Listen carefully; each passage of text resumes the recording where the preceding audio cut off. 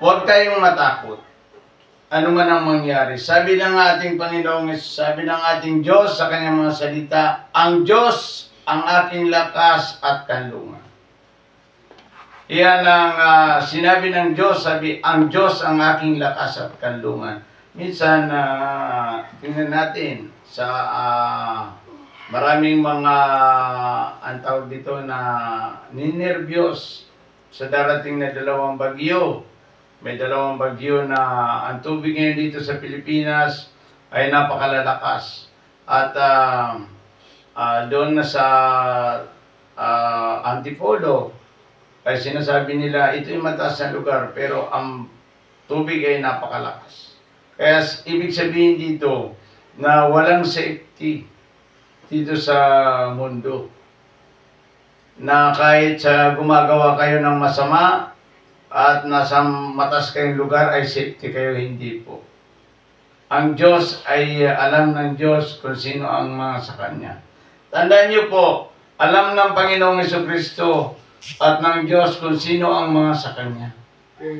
Yun ang iingatan niya, sabi dito, the Lord is my refuge and strength. Ang Diyos ang aking lakas at kanlungan. Kaya sabi niya dito, huwag kayong matatakot. The title of the message this morning sa lahat po ay huwag kayong matakot. Do not fear. Huwag po tayong matakot sa anumang mga sakuna. Sabi niya dito, ang Diyos ang lakas natin at kanlungan. Tandaan niyo yun. Kapag ito kasi ay kinuha sa isang manok. Kaya in-illustrate sa isang manok. Kapag dumarating ang mga sakuna, yung kanyang nanay ay umuupo ito. Umuupo ito sa magandang kalalagyan. Halimbawa sa silong. May maganda dyan, may nakakover. Umuupo yung nanay at pinapasok ang kanyang mga sisiw sa kanyang mga pakpak. Dito ibig sabihin dito, yung mga salita na ang Diyos ang aking kanlungan, ito ang mangyayari sa tao. Na kapag ikaw ay pag-aari ng Diyos, sagot ka ng Panginoon. Ang mga pag-aari ng Diyos ay sagot ng Diyos yan.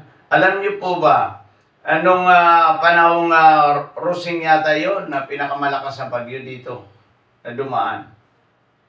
Ang aking bahay ay up and down pero hindi pa ito pader. Nakapatong pa lang siya sa simento. Sa isang pundasyon At malakas talaga ang hangin. Yung mga katulad nga dyan pala kapatid na Ado ay dinala sa bundok yung kanilang bubong. At pumanik ako sa taas at ako ay nanalangin sa Diyos. Dakilang Diyos, ako po ay tulungan mo sapagkat ang aking bahay ay mahina. Tulungan mo ako, nanalangin ako.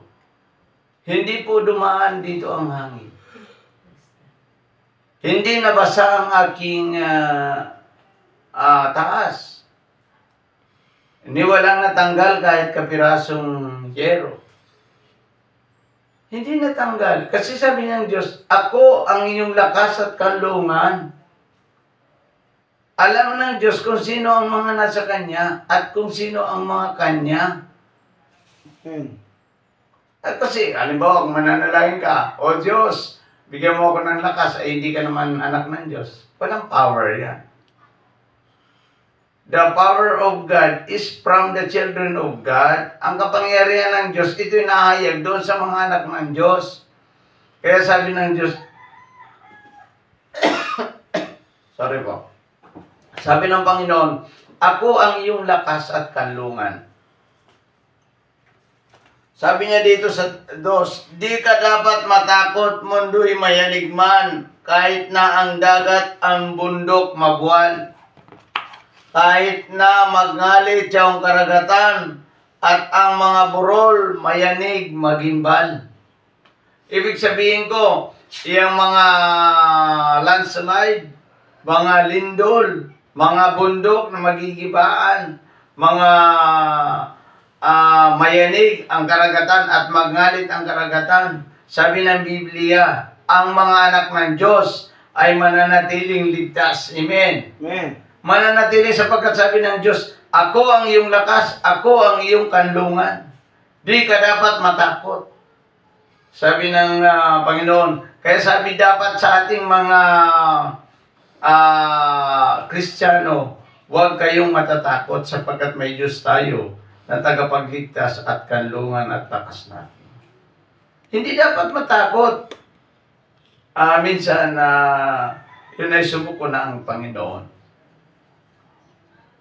Na ang Panginoong Diyos ay talagang pumapatnubay ito sa kanyang mga anak at sa kanyang mga masunuring anak.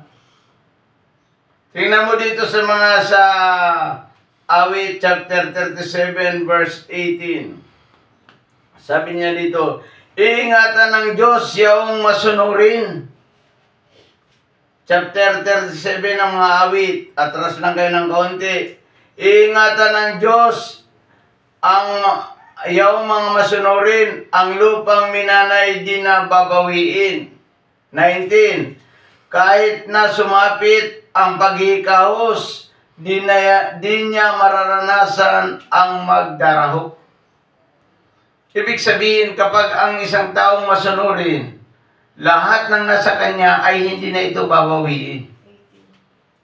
At ang sabi ng Panginoon, kahit na maghirap ang buong mundo, ang mga anak ng Diyos ay hindi siya magdarahok o magsasabi na napakahirap ng mundo, napakahirap ng buhay. Hindi dapat.